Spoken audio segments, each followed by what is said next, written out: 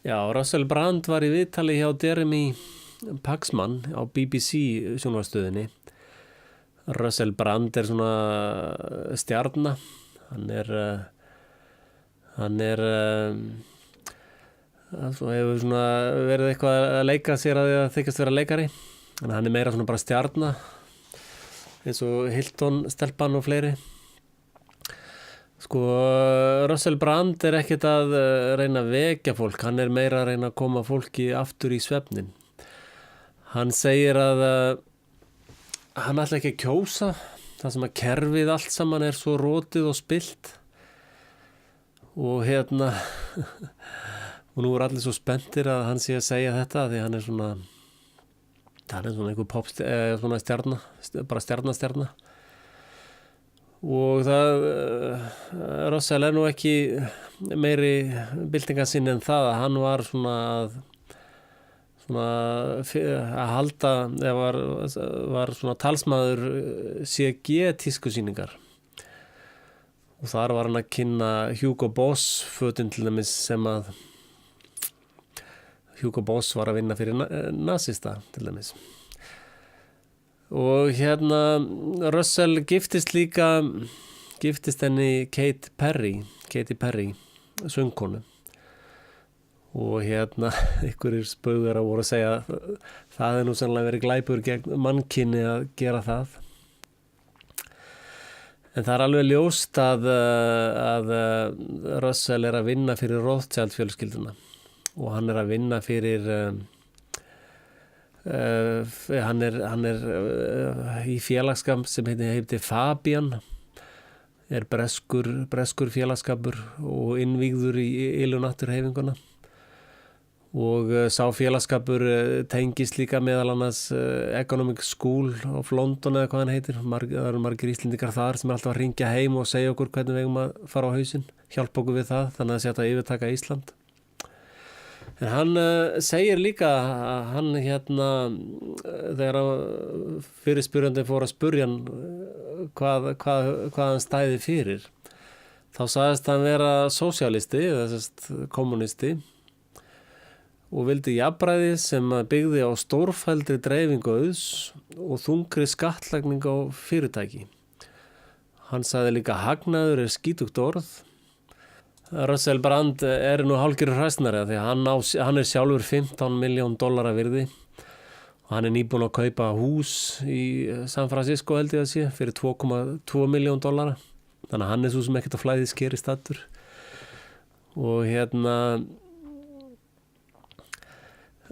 það hafa margir bent á þessi vandamál sem að hann að tala eins og rotið bankakerfi, ónýtt stjórnmálakerfi, og hefur heyrt líka kenningar það að þetta sé keyrt í klessu viljandi til þess að ná fram völdu eða óánægju meðal lýðsins. Þetta hefur verið gert aftur og aftur í Rússlandi, Þýskalandi, í Frakklandi og aftur í tíman, og verið að gera þetta núna í Miðausturlöndum. Þetta alltaf sama aðferðin. Sko, Illuminati eða New World Order eða hvað við viljum kalla þessa glæpaklíku, þeir eru meistarar í byltingum, og við sjáum bara núna hvernig búið að vera að telja fólki trúum byltinguna í Egyptalandi, Sýrlandi, Líbíu, og þetta allt saman meira og minna lygar, og þetta eru flestir farnir að sjá í gegnum. En talandi Rússland, og hann að vísa til svona hálfgerðar byltingar eins og var í Rússlandi, að þar var drepið gríðarlega mikið af fólki, og það var bara kannski bara millistétta fólk sem hafði aðtöðu að elítan sjálf, ríkasta fólki, það felur sig alltaf, og það alltaf millistétta fólkin sem lendir í klessunni, og það var bara bolsjevikar og þetta leið í Sovjet, þeir bara óði mann og annan og hirtaði aðleguna, og ef þú varst ekki tilbúin að láta aðleguna í nafni kommunismans eða þjóðfélagsins eða hvað kölluðu þetta, sem í dag kallaði fyrir náttúruna, þá var bara farið með þig út í næsta skurð og þú skotin í hnakkan. og sovjerska byltingin sem svona kommunista byltingin og eins og ég tala áður hægri og vinstri, það skiptir einhver máli, þetta nákvæmlega sama prógrami, það bara annað drullumallið mála með rauðu glasúri og hitt mála með bláu glasúri, sama drulluklessan sem leikur undir. Hann talar að leita eftir nýjum leiðum sem gætu gagnast mannkyni og eins og ég sagði áðan þá er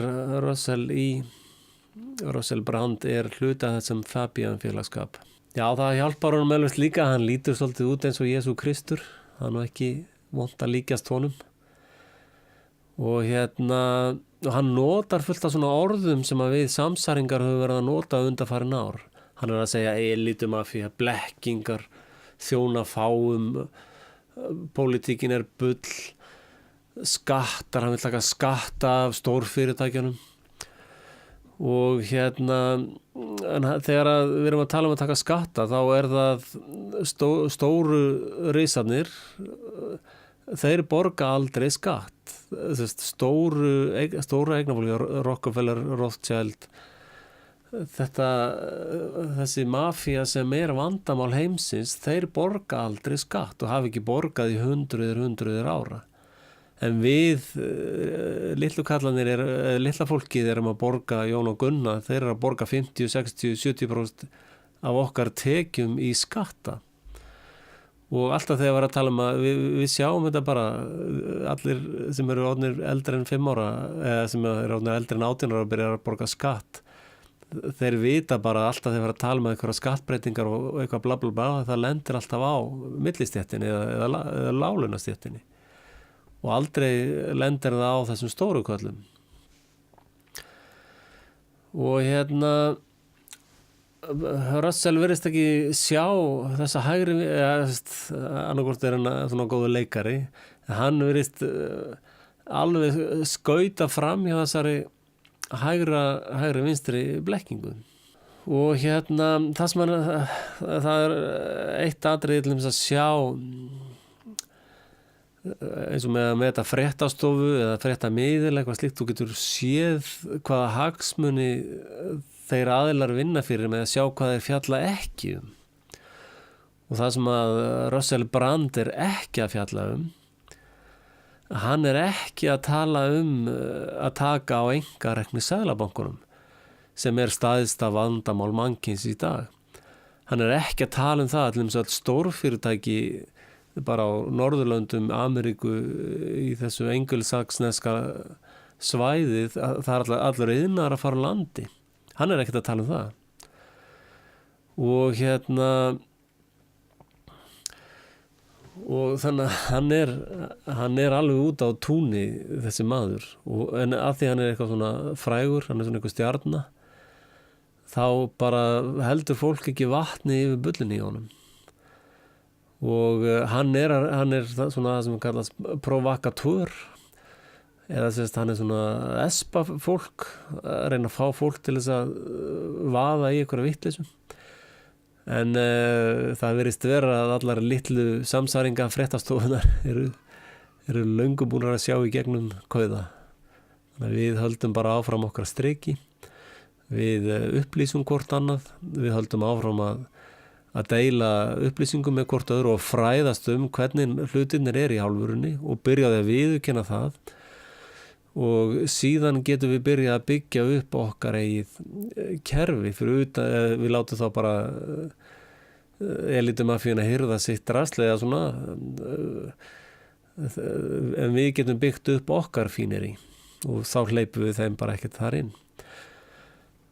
En ég vildi líka minna ykkur á ef þið viljið styrkja mig, það eru fyrir neðan styrktar upplýsingar og endilega hjálpa mér að deila vídeónum, það fullt af góðu efni undir sem ég vil biðja ykkur að hjálpa mér að deila og þakka þeim sem eru harðir í því að deila fyrir mig.